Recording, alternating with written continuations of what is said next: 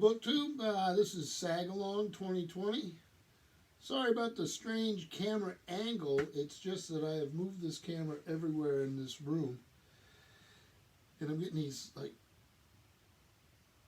lines of light that make me look like a saint in some of these shots. So I decided I'd have to change it around a little bit. So this is about the best I can get. So Sagalong 2020, it's our second year of doing this. Have a good group who I'll link down below this year. And it's my second year with it, and I can't wait for next year.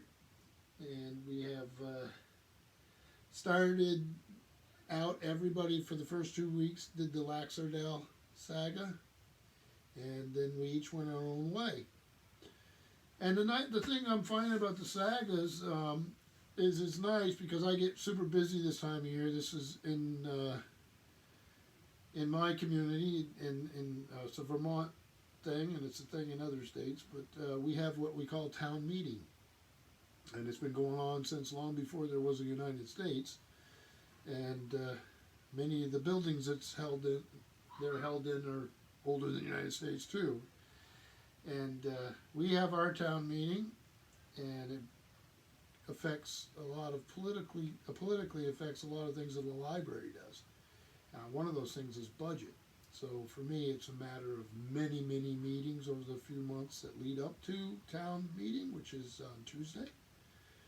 The vote's on Tuesday. The town meeting was yesterday. And so we do everything from feed the people who come in, try to articulate our point of view for the library to continue and to have a budget. We've been here, we're coming up on our 120th anniversary of the library here in another couple of years, so we're working on that. So the nice thing, to get back to the sagas, is I'm able to participate because the last 2 weeks everybody did their own thing, went their own direction with the sagas, and I was able to pick some short ones that I could fit in. And this week's no different. It's a very short tale, and one I actually ended up enjoying very much. Now, I've been using this Penguin Deluxe. I have a few other Penguin sagas, Njal Saga. I think I have the Poetic Edda, and then I have an Oxford World Classic with Eric de Red and some of those other sagas. This was put together out of a 5-volume set, so it doesn't contain everything, but it is a good introduction, and it has various types. And the saga I read was called The Tale of Audun from the West Fjords. And Audun is spelled A-U-D-U-N. And he comes from the Western Fjords, obviously. He had little money.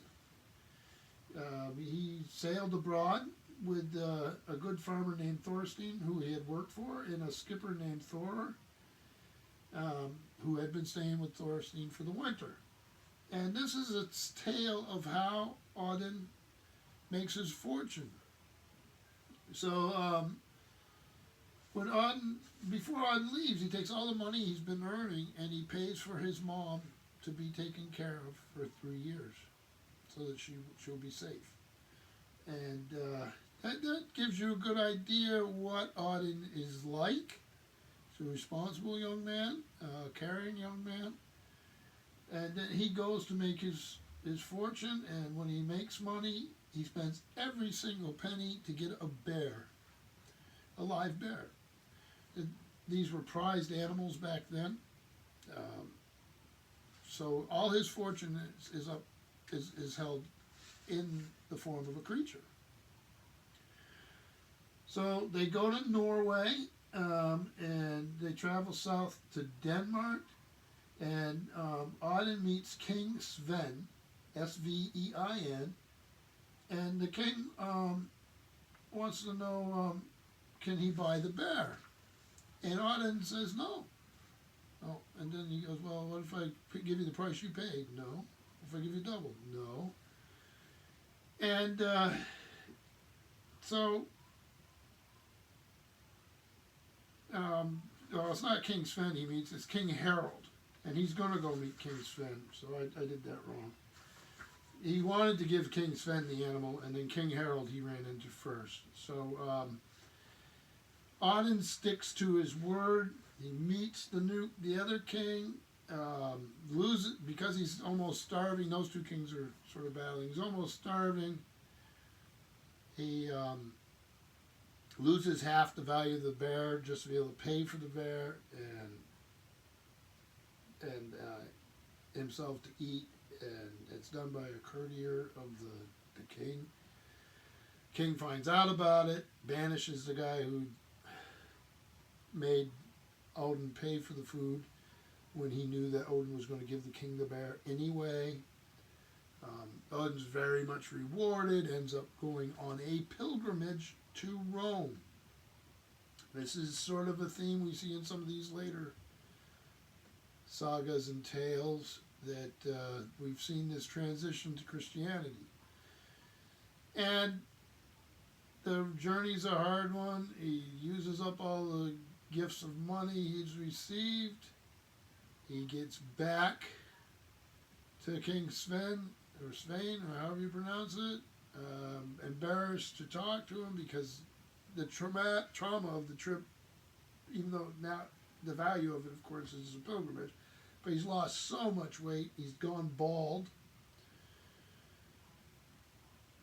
And when he gets to where the king is, he's embarrassed to speak to him a couple of times, and finally the king notices him and eventually recognizes him. And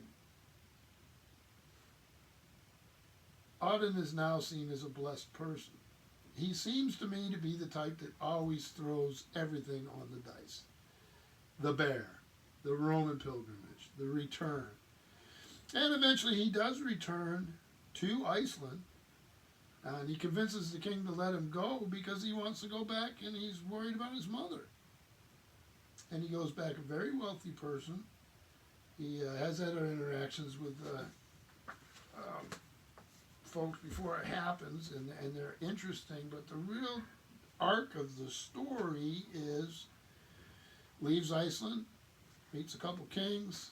We see his character, the fact that he throws everything on the dice, he puts it all out there. Instead of wealth, he is after spiritual growth with the pilgrimage to Rome. It nearly does him in. And yet he is rewarded in this life and eventually returns home, the dutiful son, and is well respected and financially much better off than he had been when he left. So that is Sagalong for this year. Enjoyed it very much, and looking forward to it next year. And I thank all my co-hosts, a wonderful group, very insightful. Some of them very ambitious and did a great deal of work. So I hope you check out their videos. And thank you, BookTube.